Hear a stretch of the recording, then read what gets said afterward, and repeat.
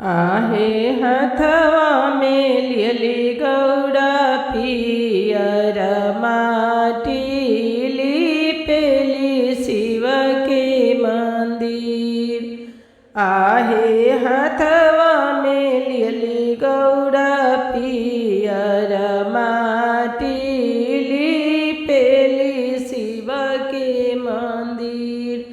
आहे शिवजी जे चलिले अपनो बियाह करे भूतवा सजिले बरियत।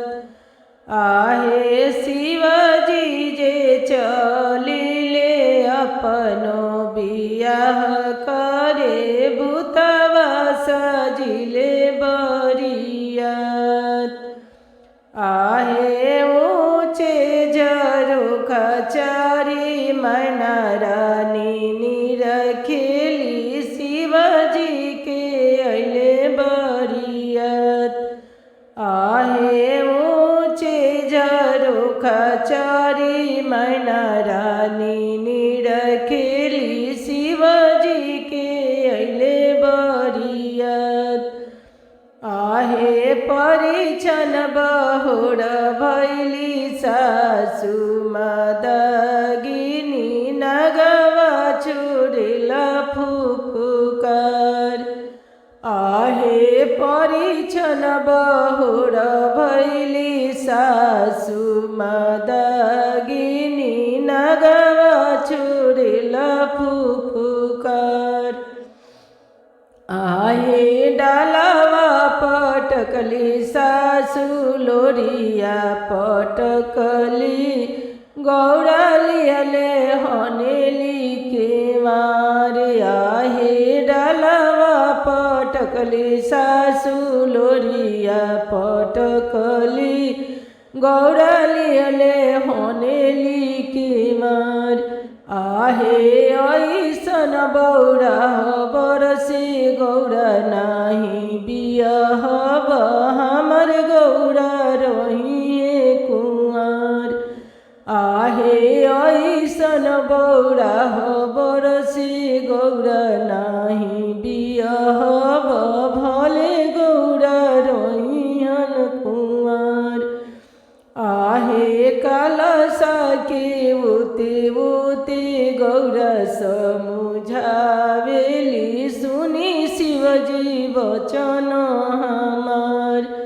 आहे कलसा का उते उते गौरा समुझावेली सुनी शिवजी वचन हमार।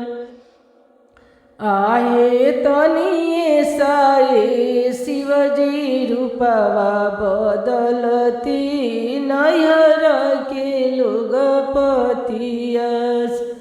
आहे तनिए साए शिवजी रूपवा बदलती नैहर के लोगपतियस। आहे जटावा कटवनी शिवजी दरिया कटवनी आठो अंगे चंदन लगाए। आहे जटावा कटवनी शिवजी दरिया कटवनी आठो अंगे चंदन लगाए। आहे पियर धोती शिवजी धारण कइनी अब रूप देखना हमार। आहे पियर धोतिया शिवजी धारण कइनी अब रूप देखना हमार। आहे कहाँ गइलु किया भइलु सासु मदागिन अब रूप देखना हमार। आहे कहाँ गइलु किया भइलु सासु मदागिन अब रूप देखना हमार। आहे घर में से निकलेली सासु मदागिनी शिव देखी हंसेली ठठाया।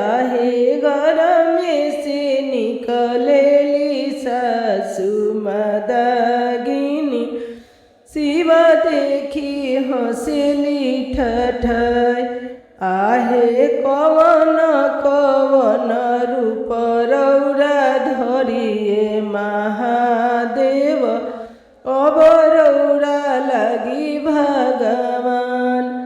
आहे कवन कवन रूप रौरा धरिए महादेव अब रौरा लगी भगवान।